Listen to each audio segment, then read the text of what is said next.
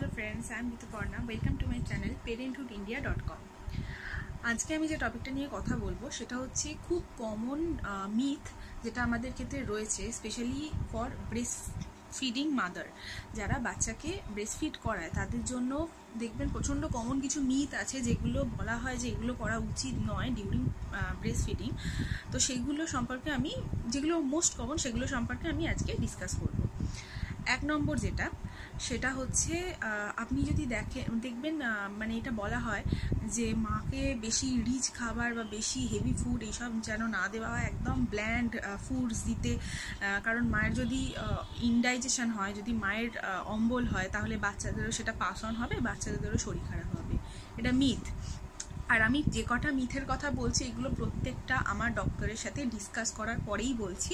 এগুলো একটা আমার নিজের বানানো নয়, এগুলো সব সত্যি, মানে এগুলো সায়েন্টিফিক্যালি এগুলো প্রুভড যেগুলো মিথ। তো এক নম্বর যেটা, সেটা হচ্ছে এইটা, কারণ আপনি যাই খান না কেন আপনার ইনডাইজেশনের সাথে বাচ্চার কিন্তু ব্রেস্ট ফিডিংয়ের কোনো মানে কোনো কানেকশান নেই। ব্রেস্ট ফিডিংটা হচ্ছে হরমোনাল জিনিস, আর ইনডাইজেশন বা এই ধরনের জিনিসগুলো টোটালি ডিফারেন্ট। ঠিক আছে, যেটা প্রবলেম হয়, ধরুন আপনার ইনডাইজেশন হয়েছে, আপনি একটা সেই সময় ওষুধ খেলেন, যে ওষুধটা আপনার ব্লাডের সাথে সেটা মিশছে, সেইটা যেহেতু রক্তটা সেম যাচ্ছে, মানে রক্ত ইনফ্যাক্ট এটাও ইনফ্যাক্ট এই ওষুধের ব্যাপারটাও ইনফ্যাক্ট ডিউরিং প্রেগনেন্সিতে তাও যায়, কারণ ওই ব্লাড আপনার শরীরের ভেতরেই রয়েছে। সুতরাং এই ব্লাডটা যেহেতু কানেক্টেড আপনার বাচ্চার সাথে, সেই জন্য ওই ওষুধের সাইড এফেক্ট বাচ্চার মধ্যে পাস অন হওয়ার চান্সেস থাকে, কিন্তু ডিউরিং প্রেগনেন্সি এটা হয় না। তাও ওষুধের জন্যই মেনলি বলে থাকে, তাও সেটাও বিশাল বড় যে রিজন সেটা নয়, আপনি চাইলে খেতেই পারেন, আপনার অম্বলের সাথেও এটার কোনো সম্পর্ক নেই, আপনি এই সময় সব কিছু খাবার খেতে পারেন।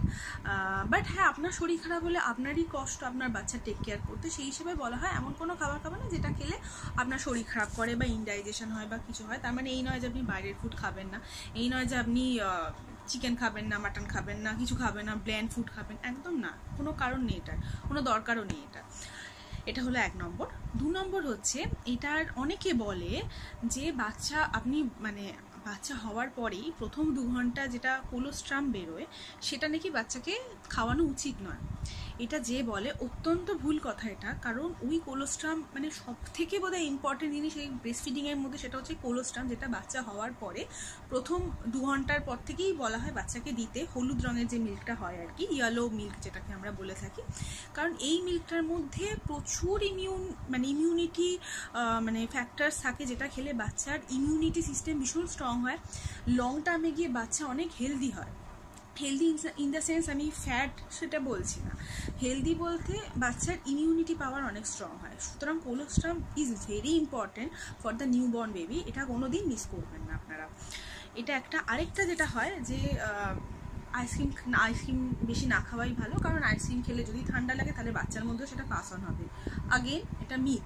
এরকম কোনো প্রেগনেন্সির থ্রুতে এরকম কোনো খাবার নেই, মানে ব্রেস্ট ফিডিংয়ের থ্রুতে নার্সিং মাদারদের এরকম কোনো খাবার নেই যে খাবারটা আপনার খাওয়া চলবে না, কারণ এই খাবারটা খেলে আপনার বাচ্চা সেটা পাস অন হবে। কারণ ব্রেস্ট ফিডিং জিনিসটা কমপ্লিটলি ডিফারেন্ট, এটা একটা হরমোনাল প্রসেস। হ্যাঁ, এই সময়টা ভালো খাওয়া দাওয়া করতে কেন বলা হয়, তার কারণ হচ্ছে আপনি যদি এই সময় বেশি করে দুধ খান, বেশি করে প্রোটিন জাতীয় খাবার খান, আপনার মিল্ক ফর্মেশনটা বেশি হবে, আপনি বেশি মিল্ক প্রডিউস করতে পারবেন। কিন্তু এর মানে এই নয় যে সেই খাবারটা আপনার বাচ্চাদের মধ্যে আপনি যদি আইসক্রিম খান, আপনার আইসক্রিমটা কিন্তু বাচ্চাদের মধ্যে পাস অন হবে না।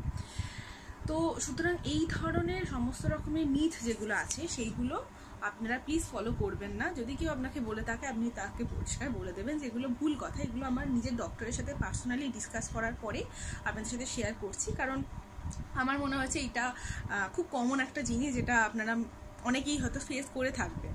সুতরাং এটা খুব ছোট ভিডিও, একটা ইনফরমেটিভ ভিডিও, তাই শেয়ার করলাম। যদি ভালো লাগে তাহলে প্লিজ লাইক, কমেন্ট, শেয়ার করবেন, আর যদি কিছু জানার থাকে দেন প্লিজ সেটা আমাকে লিখে জানাবেন। Thank you.